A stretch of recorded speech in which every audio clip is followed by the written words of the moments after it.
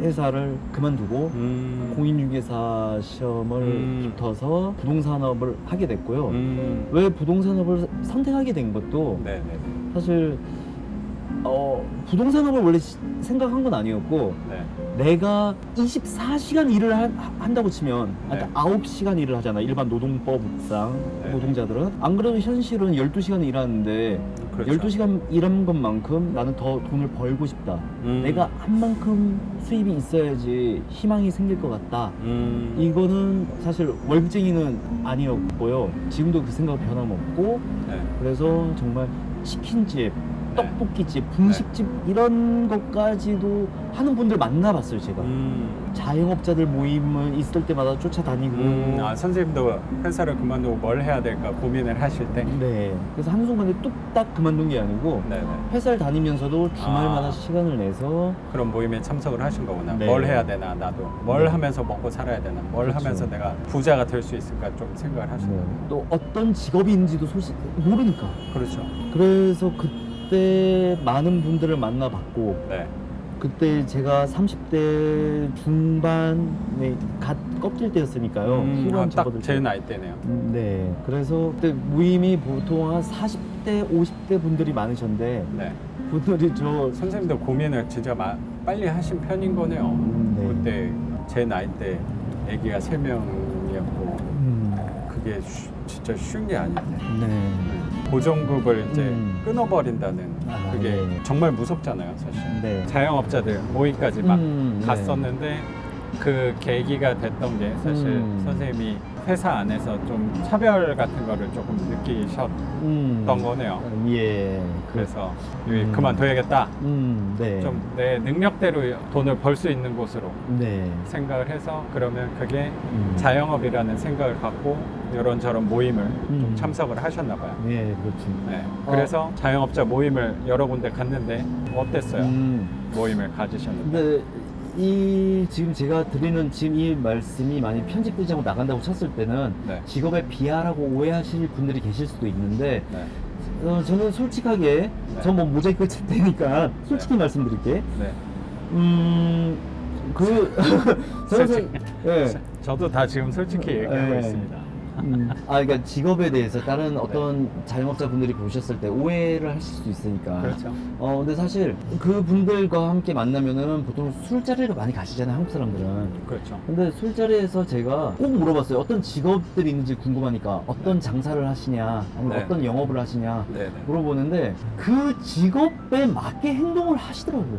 그러니까 그게 어떤 얘기예요? 너무 입 쓰시는 단어나 이렇게 입을 거르게 말씀하시는 분들 있잖아요.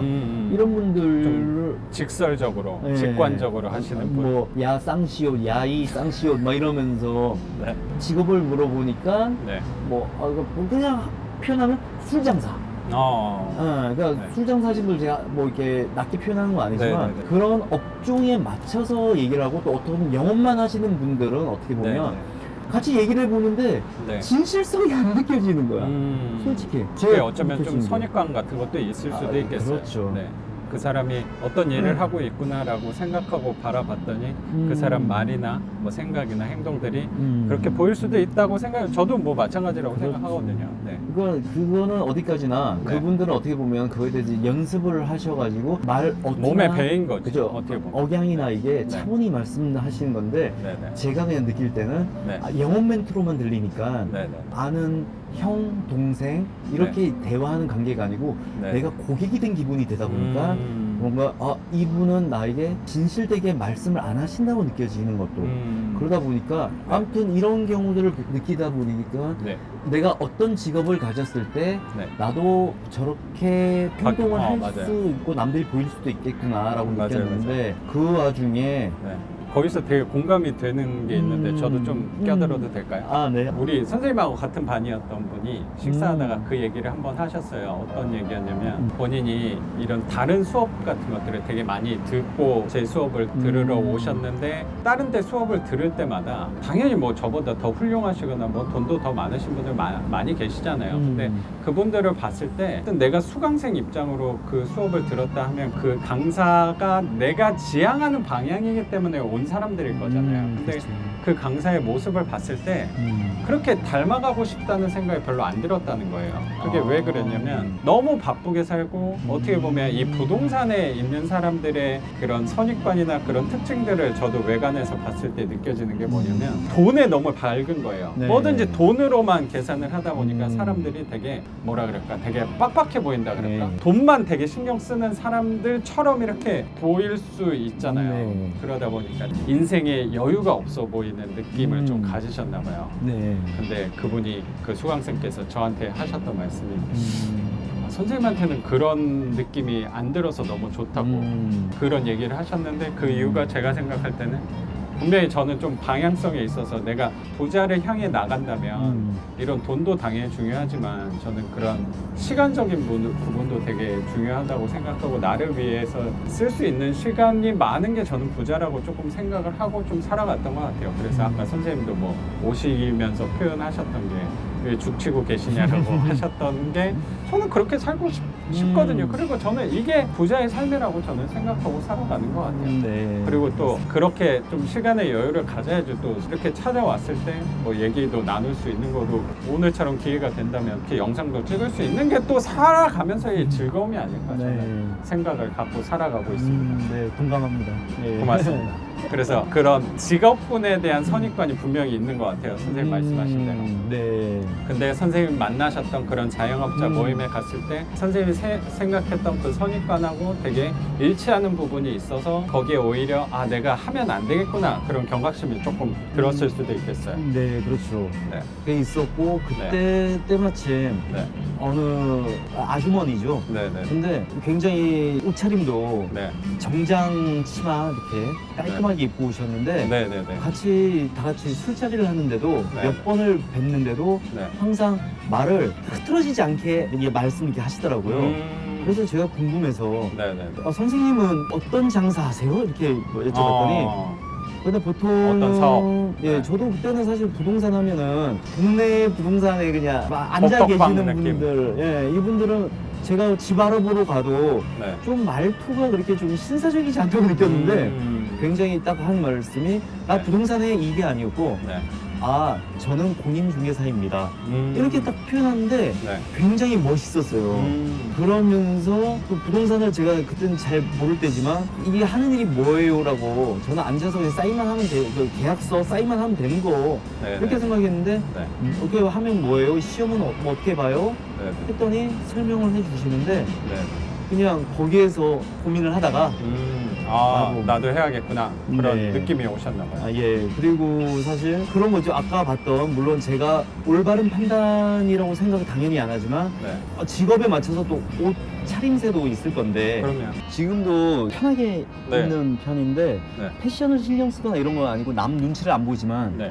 그래도 옷차림으로 인해서 사람의 신뢰성을 더 얻을 수 있다라는 생각은 하고 있어가지고요. 그리고 또 아이들에게도 좀 더 좋은 영향이 있지 않을까 싶었고 네. 그리고 또 하나는 근데 다만 여기서 지금 이거는 또 이제 유튜브로 나가는 거니까 네. 모든 공인중개사분들이 물론 언행이 바르고 이랬다는 의미는 아니고요. 제가 표준이 됐던 그 분이 봤을 때 좀 달라서 그런 그랬는데 선생님이 공인중개사라는 인식을 조금 바꿔주신 그리고 네. 선생님 어쨌든 인생에 있어서 삶의 전환점이 되신 분이네요. 되게 감사한 분이네요. 맞습니다. 그래서 네. 지금도 가끔씩 연락하고 제가 인사드리러 찾아가고 있고요. 네. 그분이 경험하지 못한 또 제가 또 분야가 또 있을 테니까 네. 제가 지금도 또 어떤 게 있어요 하고 알려드리고 해서 서로가 시너지가 되고 있습니다. 그리고 그 부분한테 느꼈던 그런 모습으로 하려고 저도 부단히 이제 언행을 바르게 하려고 노력을 하고 있고요. 그래서, 맞아요. 네. 우리는 그 비밀을 알고 있잖아요. 이 말의 위력, 말의 힘을 알고 있으니까 네. 말 한 대로 우리는 된다는 걸 알고 있잖아요. 그래서 선생님도 그런 생각으로 부동산 공인중개사 자격도 취득을 하신 거고 일을 하신 지 한 3년 정도 네. 되신 거네요. 근데 저는 개인적으로 또 궁금한 게 어떻게 보면 소위 말해 전문가라고 하는 분이 선생님인 거잖아요. 아유, 공인중개사 네. 전문 자격증을 갖고 계시는 거니까. 네. 그런 분이 어떻게 또 저를 찾아오게 되셨는지 그것도 개인적으로도 궁금하네요. 네.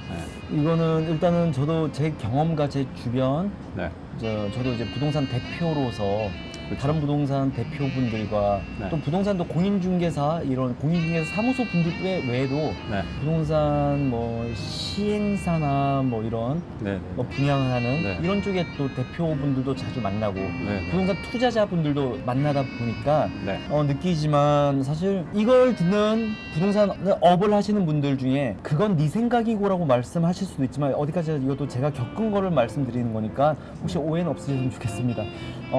일단 제 주변에는 경제적 자유, 그러니까 네. 돈을 벌기 위해서는 네. 중개업과 함께 네.